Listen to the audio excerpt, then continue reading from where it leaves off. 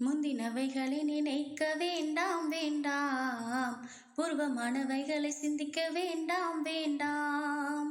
புதிய காரியத்தை செய்வேன் என்றாரே, இப்பொழுதே தோன்றும் என்றாரே.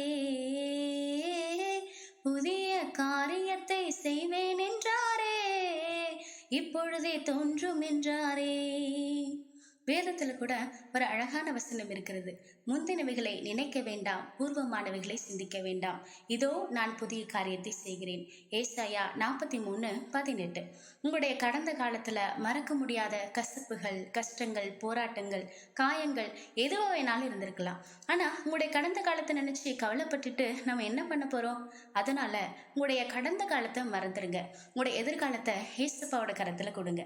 அவர் உங்களுடைய வாழ்க்கையில புதிய காரியத்தை செய்ய ஆயத்தமாக இருக்கிறாருங்க. என்ன, ஏசப்பாவோட கையில கொடுத்துட்டு புதிய காரியத்துக்காக காத்திருக்கலாம்ல.